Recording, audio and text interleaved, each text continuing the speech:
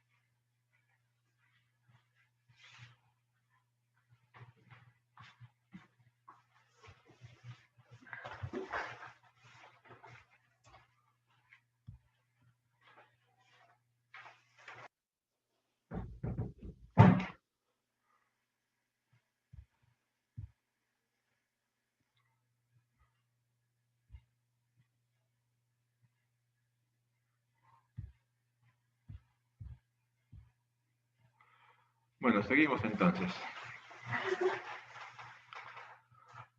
Estamos con el tema de la lipogénesis. La insulina es capaz de promover que en algunos tipos celulares, al menos parte de esa glucosa que ingresó a las células sea depositada como depósitos de tejido adiposo, o sea, como depósitos de grasa dentro de los adipocitos. Esto lo hace típicamente, por un lado, en el hígado, foie es el hígado en francés, y en algunas localizaciones en el tejido adiposo, por eso está puesto como más menos. ¿Se acuerdan que como estábamos hablando de los corticoides, antes del parcial, habíamos dicho que una de las cosas que se generaba por acción de los corticoides era la redistribución de la grasa, y que eso era consecuencia, por un lado, de la hiperglucemia, que le determinaba una mayor producción de insulina, y lo que se veía entonces como depósito de grasa en algunas localizaciones era el efecto de esa insulina aumentada como consecuencia de la acción del corticoide.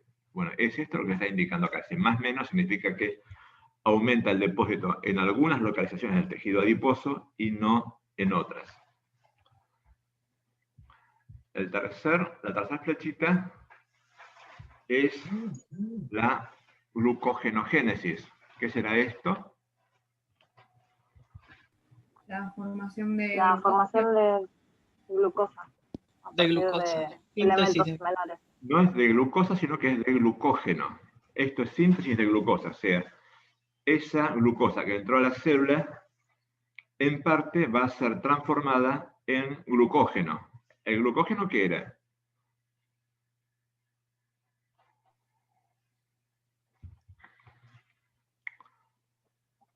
¿Qué era el glucógeno? Una reserva que tiene en el hígado. El glucógeno es una reserva, es un polímero que se genera a partir de la glucosa, en el cual se almacenan cantidades grandes de glucosa para poder usarlas cuando hagan falta. Esta glucogenogénesis también se hace a partir de la glucosa que entró y se hace sobre todo en dos órganos. Por un lado, en los músculos y por otro lado, en el hígado. El hígado. ¿Sí? Estos son los tres efectos más clásicos de la acción de la insulina. Seguramente esto lo tienen que haber visto en fisiología y probablemente en alguna otra parte. ¿Sí? Por otro lado, hay efectos que por ahí no siempre se describen con tanto detalle, digamos, al hablar del metabolismo, y que también son efectos característicos y tremendamente importantes de la insulina. La flechita que está en el medio, que tiene un más, o sea, estamos hablando de estimulación, es estimulación de la síntesis proteica. Y esto lo hace prácticamente en todas las células. La insulina es una hormona claramente anabólica, produce anabolismo proteico, aumenta la síntesis de proteínas prácticamente en todas las células. Y esto hace falta, entre otras cosas, para que las células puedan crecer, o sea, contribuye, digamos, al crecimiento celular. A continuación viene otra flechita que tiene un más menos. Y esto tiene que ver con que la insulina es un regulador tremendamente importante de la expresión de muchísimos genes. Es un regulador de genes en prácticamente todas las células, pero no en todas es estimulación el efecto. O sea, dependiendo del gen que estén considerando, va a haber genes que van a ser estimulados y va a haber genes que van a ser reprimidos. O sea, la insulina es un regulador de la expresión de genes, pero hay tanto genes estimulados como genes reprimidos. Y por lo tanto, digamos, el perfil de efectos que van a tener va a ser bastante heterogéneo y va a depender en parte, por supuesto, de qué otras señales simultáneamente van a encontrar. Por otro lado, la anteúltima flecha que tiene un menos, o sea, está indicando que hay inhibición, alude a la apoptosis. La insulina es un inhibidor prácticamente universal de apoptosis. Prácticamente todas las células de nuestro organismo en presencia de insulina tienen mayor dificultad para morirse, o sea, es un inhibidor de la muerte en la mayoría de las células. Y la última flechita que tiene que ver... Perdón, profe, no entendí lo del más menos. Porque dependiendo de qué gen estés considerando, algunos van a ser estimulados, algunos inducidos, y menos significa que, según el gen que estés considerando, algunos van a ser inhibidos. O sea, si vos mirás que los 25.000 genes de nuestro genoma, hay un montón de genes que responden a la insulina, pero algunos responden aumentando su expresión y otros responden inhibiendo su expresión. Eso es lo que se decía, algunos son inducidos y otros son reprimidos. Recuerda que hablamos de esto cuando hablamos de corticoides, que también tiene una acción de regulación transcripcional. Claro, o sea, es un regulador. Es un regulador. Es un regulador, digamos, que puede tanto aumentar como disminuir dependiendo de cuál sea el gen que estés mirando. Claro. Bien. La última flechita, que es también un más, o sea, es estimulación. La insulina es un estimulador prácticamente universal, o sea, en todas las células, de la síntesis de ADN. ¿Para qué hace falta la síntesis de ADN? ¿Para qué hará falta la síntesis de ADN, chicas? Una pavada lo que preguntan. Para la replicación, profesor. Exactamente, para la multiplicación de la célula, o sea, la insulina es un factor de crecimiento que estimula la multiplicación celular de prácticamente todas las células. O sea, por un lado, inhibe la muerte de prácticamente todas las células y por otro lado estimula la proliferación de prácticamente todas las células. Claramente es un factor de crecimiento. Conclusión, la insulina tiene muchos más efectos que meramente regular la glucemia.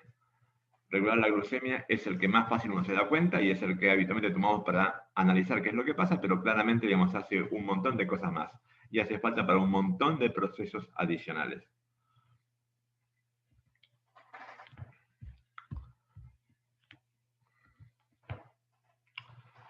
O sea, básicamente la insulina pone en funcionamiento a la célula, prácticamente. Es que la pone en funcionamiento, pero sin insulina no puede funcionar. En algunas, porque no tienen combustible, y en todas, porque se pueden morir, les va a costar dividirse, les va a costar fabricar proteínas. O sea, hace falta prácticamente para todas las células, pero para cosas distintas. Claro, pero ayuda a la reproducción de células, a tratar de que no se mueran, a un montón de cosas. Exactamente. Yo tengo que notar que esto de que una célula no se muera, es como tantas cosas en biología, es una espada de doble filo. O sea, de repente cosas como una célula tumoral que no se muera no nos ayuda para nada. Claro, porque puede haber células enfermas. Exactamente, y pueden sobrevivir células que no deberían haber sobrevivido. Esto que aparece... Puede replicar esa célula muerta, esa, digo, enferma. No, si está muerta no puede replicar, pero esa que tendría que haber muerto y que no se murió, puede replicar y generar, digamos, una progenie enferma adicional.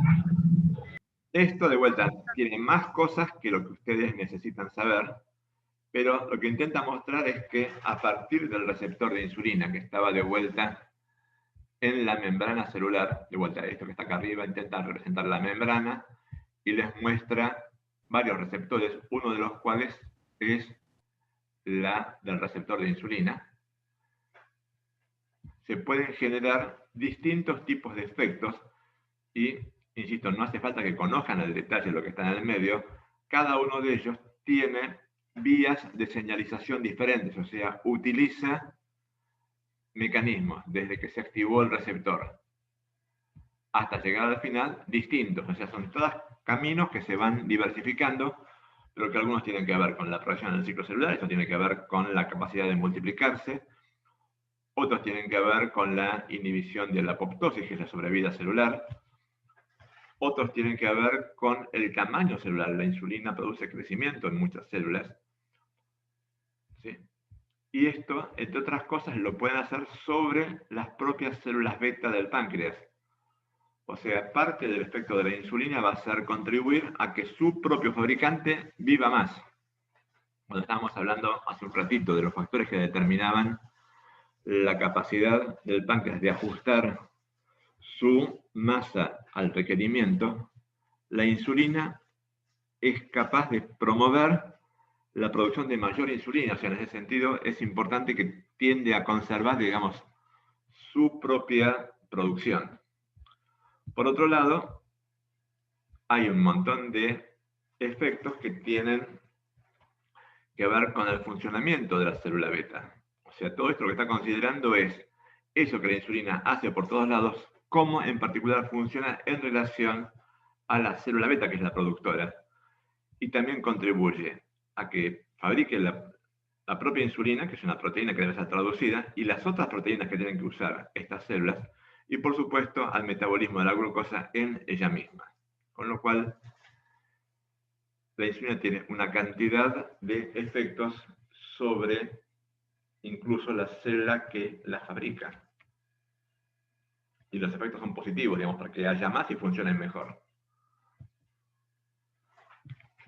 Esto volvió al mismo esquemita francés que estábamos viendo antes, y le muestra lo mismo, pero ahora el conjunto de las células, y de vuelta se ven que hay todo esto que está desde acá arriba, los ovalitos en violeta, hasta las flechitas de acá abajo, son todos los pasos, y es una versión, insisto, que tiene muchos actores faltantes porque es de hace más de 15 años, de lo que es la cascada de señalización. Cuando yo les decía que la señalización del receptor de insulina es compleja, creo que se ve bastante claramente que tiene un montón enorme de mediadores que explican desde la proliferación o la regulación de la acción de genes, a la síntesis proteica, la de glucógeno, la captación de glucosa, la inhibición de la lipólisis, que tiene que ver con ese mismo efecto lipogenético que vimos antes, la inhibición de apoptosis por otro mecanismo distinto, o la transcripción de otros genes por otro mecanismo distinto. O sea, hay una extensa y compleja lista de acciones de la insulina. Ahí, insisto, no tiene sentido que hagan el esfuerzo de aprenderse los mediadores porque primero está incompleta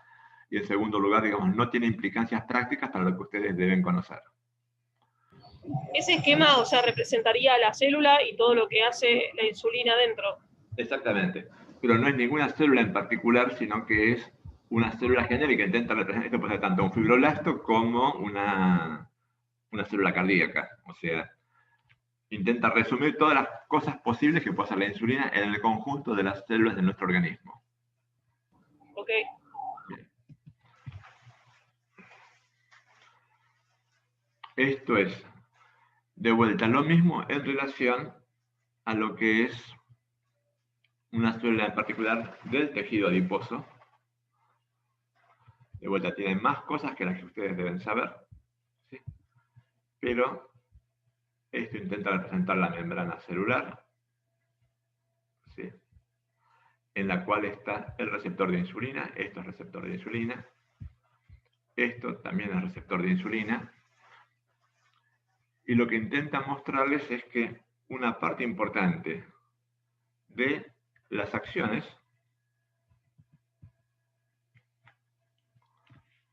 fíjense que acá el primero toque da el transporte de glucosa, y este transporte es captación de glucosa, o sea, las células captan glucosa.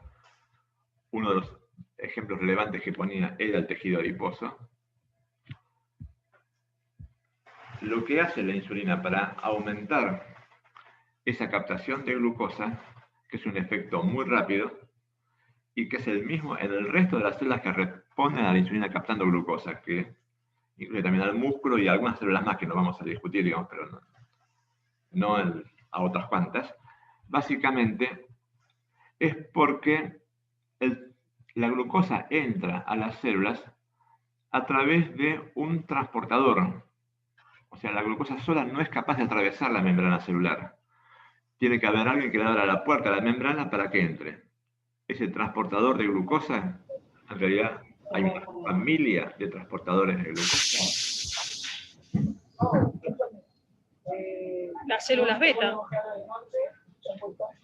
Acá está hablando, esto en particular se refiere a tejido adiposo, o sea, si se fijan en el título que tiene el esquemita, está armado para tejido adiposo, pero incluye varias otras células y entre ellas está la célula beta, dicho sea de paso, es cierto eso. Lo que les quiero hacer notar es que ese efecto, que es muy rápido, es porque lo que va a facilitar es que el transportador de glucosa, que es esta molécula que acá aparece como un redondel que dice GLUT4, GLUT quiere decir transportador de glucosa, y 4 porque hay un GLUT1, un 2, un 3, o sea, hay unos cuantos GLUT adicionales. El que es sensible a insulina es el 4. Las células que tienen GLUT4 responden a la insulina captando glucosa, las células que tienen otros GLUT no responden a la insulina captando glucosa, sí con otras cosas.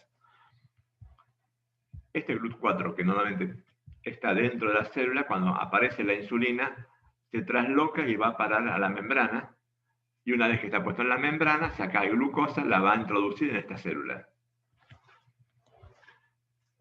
Planteado así, imagínense que tenemos un paciente, tiene sus células, le damos insulina, y va a estar aumentando este mecanismo de traslocación a la membrana del GLUT4.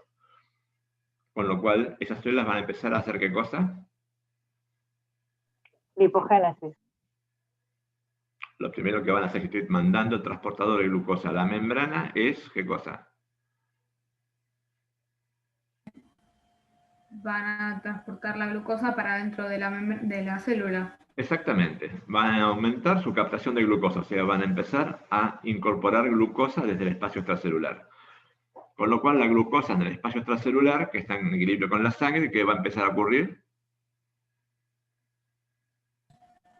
Va a disminuir la glucosa en sangre.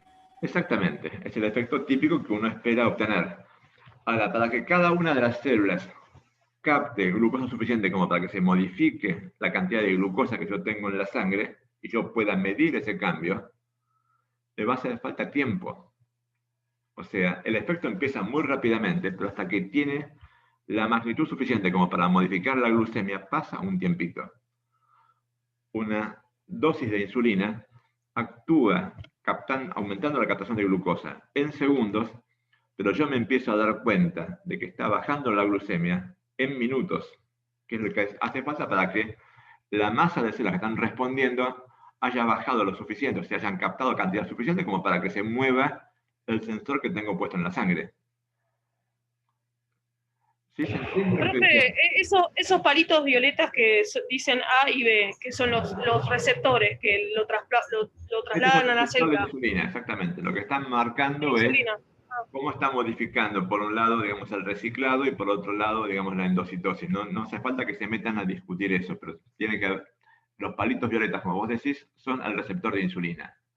El RI es eso, receptor de insulina. Ok. Bien.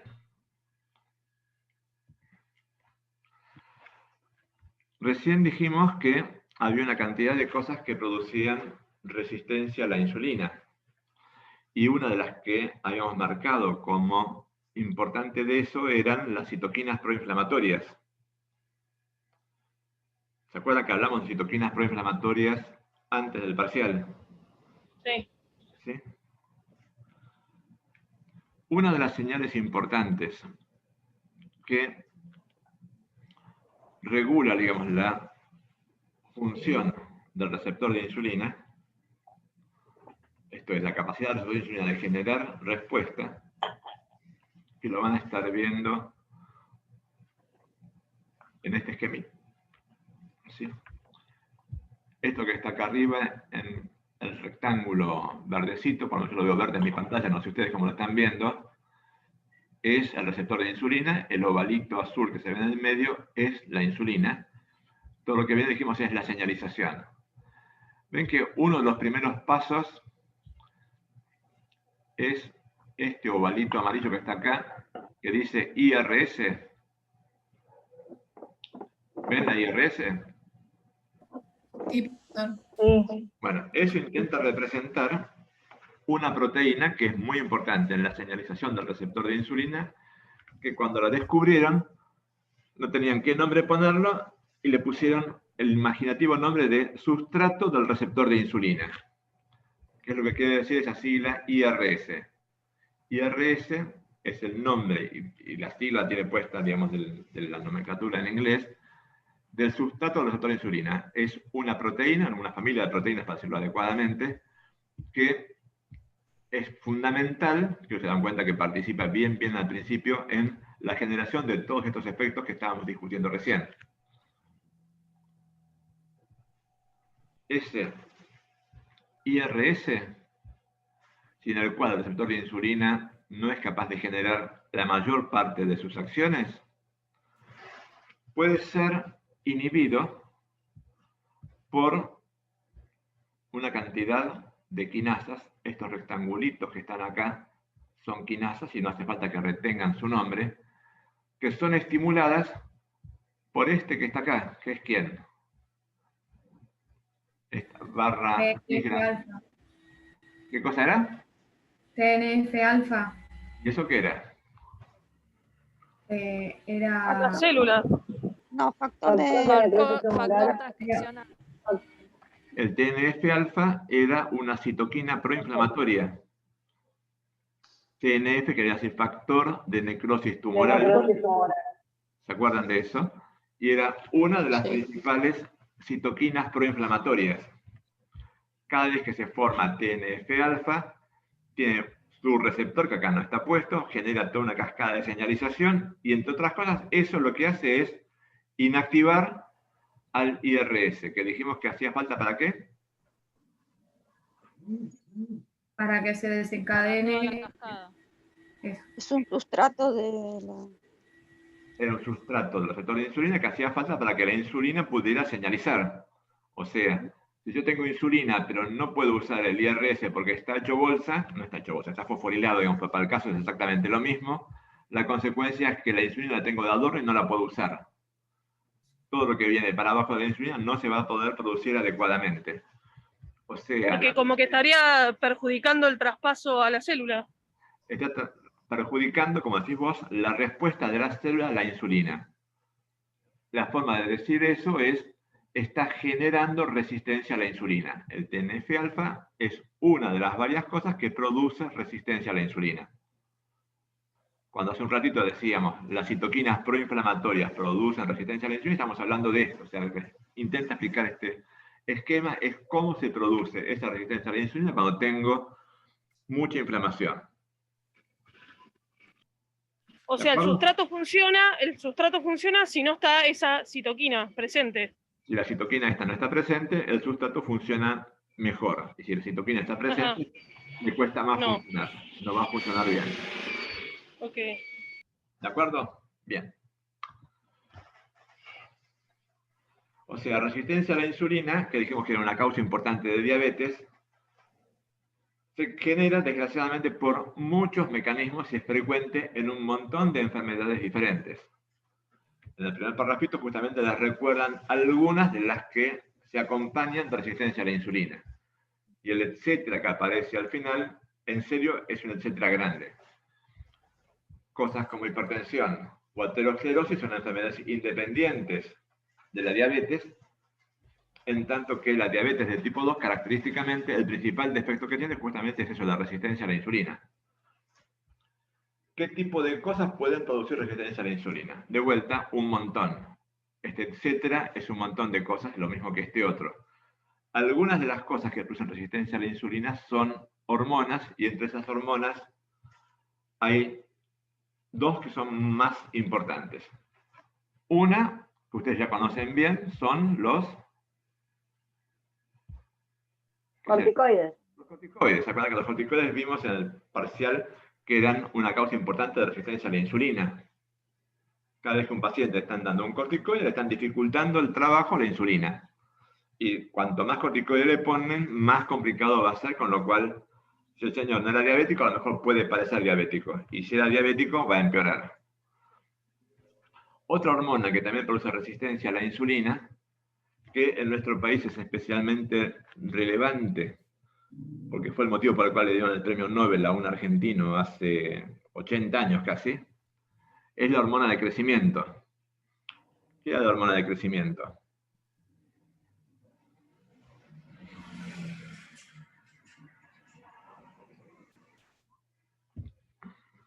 ¿Les suena hormona de crecimiento? Sí, es la que favorece el metabolismo, el crecimiento de los tejidos. Sí, básicamente los chicos crecen porque tienen hormona de crecimiento. O sea, ustedes tienen un bebé que es chiquitito y 20 años después tienen un grandulón que les pide plata para ir a alguna cosa. Bueno, este tamaño grande que tienen, de lo mismo que era chiquito antes, es, entre otras cosas, porque tuvo durante esos 20 años la presencia de una hormona que fabrica la hipófisis, que se llama hormona de crecimiento y que estudiaron en fisiología. Sí, él no se le dio corticoides durante toda la infancia. Y si le dieron corticoides, desgraciadamente va a ser un poco más peticito de lo que podría haber sido si no los hubiera recibido. O sea, no es que no va a crecer nada, pero no va a crecer a lo mejor todo lo que podría haber crecido. La hormona de crecimiento es una de las varias hormonas que es capaz de producir resistencia a la insulina. Y el argentino que les mencionaba se llamaba Hussein, y cuando van a la facultad, a la plaza que tienen enfrente, se llama Hussein en homenaje a ese señor que sacó el premio Nobel en los años 40. Estamos hablando de hace un montón de tiempo. Justamente estudiando cómo la hormona de crecimiento afectaba el metabolismo de los hidratos de carbono. Entre las citoquinas, de vuelta, hay más citoquinas que afectan la acción de la insulina, pero acá les recuerda justamente 3 que son claramente proinflamatorias: la interleuquina 1, en particular la interleuquina 1 beta, el TNF-alfa.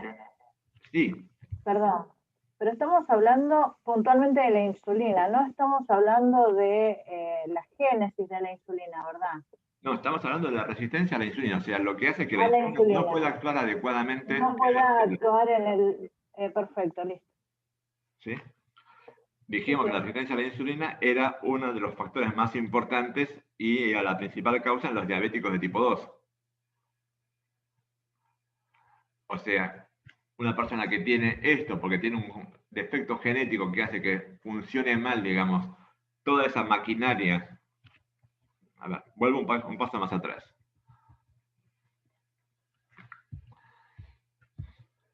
¿Cuántos mediadores se ven acá? Desde la insulina hasta llegar a todas las acciones finales.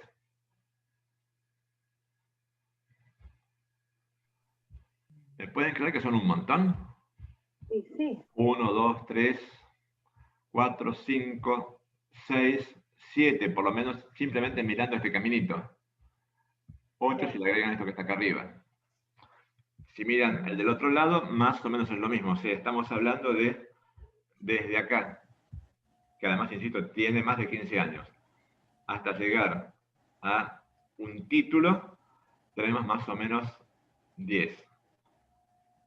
Cualquiera de esos 10 pasos que está en el medio está codificado por un gen, con lo cual, si yo tengo el gen que codifica cualquiera de esos un defecto, voy a estar generando resistencia a la insulina. O sea, voy a tener una cascada que no va a funcionar adecuadamente porque uno de los pasos está mal. Algunos son más importantes que otros y, por supuesto, si aspecto un paso arriba de todo, digamos, la cantidad de defectos que voy a tener va a ser más grande que si aspecto un paso casi en el final. ¿Sí?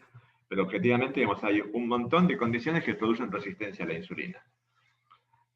Si a esa persona que tiene resistencia a la insulina porque tocó un defecto en el gen de la insulina o del receptor de insulina o del IRS o de alguna de las cosas que están en ese listado que vimos recién, yo le agrego además que tiene una enfermedad inflamatoria crónica, con lo cual va a tener crónicamente niveles más altos de lo normal, por ejemplo, de IL-1, de TNF y de IL-6. O le agrego que se puso obeso, con lo cual tiene, digamos, también producción de estas citoquinas, digamos, por el propio tejido adiposo. O lo que fuera, le estoy complicando la vida, o sea, lo estoy haciendo empeorar en su enfermedad. Muchos de esos mecanismos de generación de resistencia a la insulina, además de los defectos genéticos en las proteínas que participan en la señalización, tienen que ver con la aparición de mecanismos inhibidores generados por citoquinas inhibitorias, que lo que van a hacer es impedir que se pueda fosforilar el IRS, que era el paso inicial, digamos, de lo que hace la insulina. O sea, tengo muchos pasos diferentes que son capaces de producir resistencia a la insulina. Y que si el paciente ya los tenía genéticamente agregados, claramente le van a empeorar su control de la glucemia. O sea, hay muchas cosas que pueden empeorar la situación de una persona que ya tiene el defecto genético de base, que es lo que hace que sea tan complicado el tema de tratar a los pacientes diabéticos y que haya tantas variables que van a determinar cómo le va, incluso haciendo bien el tratamiento. Bien. Esta resistencia a la insulina, que quedamos en claro en que es importante, en algunos casos, como dice acá el segundo parrafito, involucra factores genéticos, también ambientales, pero el detalle de cómo se produce no es conocido. O sea, todavía hay mucho camino para recorrer en cuanto a la comprensión de lo que es la fisiopatología de la diabetes y por lo tanto, digamos, la mejor manera de tratarlo. Por otro lado, normalmente en los pacientes, digamos, con diabetes de tipo 2, lo que uno encuentra, digamos, en la comunidad, es muy frecuente encontrar que el principal sitio donde uno encuentra claramente evidencia de resistencia a la insulina es en músculo y tejido adiposo, que son justamente los dos órganos que pusimos al principio como blanco de esa acción de incremento de la captación de glucosa. Y ya quedamos en que el tema de la obesidad es especialmente relevante en función de citoquinas y en particular de las citoquinas propias del tejido adiposo que se llamaban adipoquinas, como vimos el martes. Bueno, esto tiene que ver justamente con una de esas adipoquinas que habíamos mencionado que era la leptina, y esta es central para regular tanto la acción como la producción de la insulina. Algo de eso mencionábamos. También hablamos un poquitito del tema de la diabetes gestacional.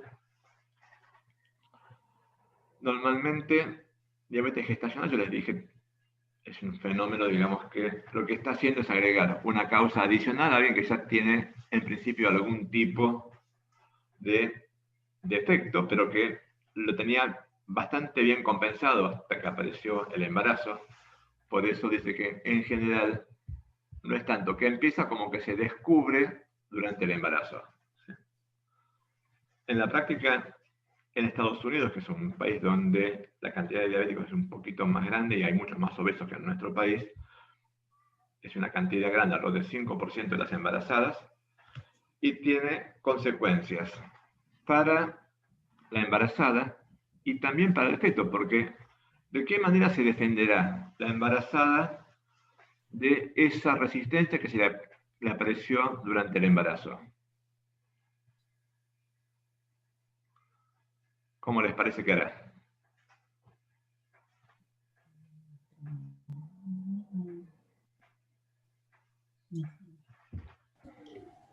¿Tiene que controlar la dieta?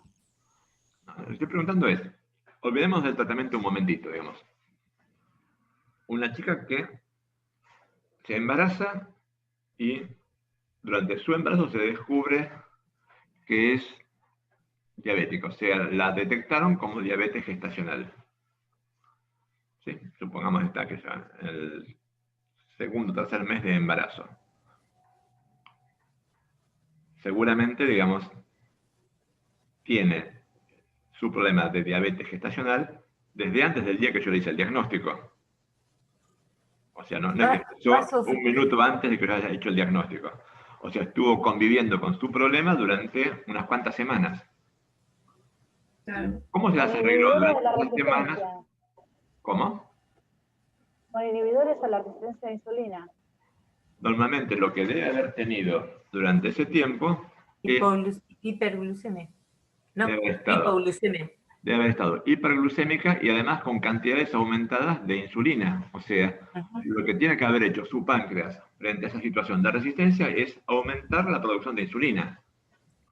O sea, el bebé estuvo expuesto dentro de la panza de la mamá a cantidades más grandes de insulina de lo que debería haber estado, porque la mamá está justamente respondiendo a esa resistencia a la insulina que se le generó por el embarazo. ¿Sí?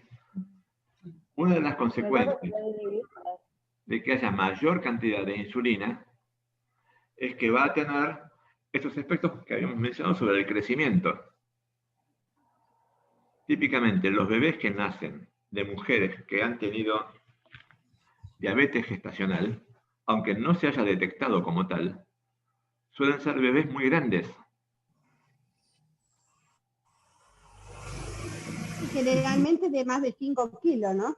Un bebé de más de 5 kilos es fuertemente sugestivo de que a lo mejor la mamá cursó los 9 meses de embarazo con diabetes y a lo mejor nadie se dio cuenta. Cuando se habla acá de macrosomía, esto que está apareciendo en el segundo párrafo, o sea, órganos grandes, tiene un aumento de los tamaños de los órganos, de todos ellos, es consecuencia fundamentalmente de esa exposición a cantidades aumentadas de insulina. Y por supuesto, un bebé grande tiene una cantidad de problemas, como que a lo mejor, digamos, no tiene un tamaño adecuado para pasar por el canal del parto o cosas por el estilo. O sea, la diabetes durante el embarazo tiene un montón de problemas, con consecuencias para la mamá y para el bebé, y con riesgos aumentados para la mamá y para el bebé. Ahora, por otro lado, yo tampoco le puedo poner cualquier tipo de cosa. O sea, el principal tratamiento que uno puede hacer en la diabetes gestacional, tengo que pensar, digamos, en no dañar al bebé. Normalmente el componente principal es la dieta, con todo lo difícil que es hacer dieta, especialmente durante el embarazo, que encima tiene más hambre. Tengo que acompañarlo con un buen control de la glucemia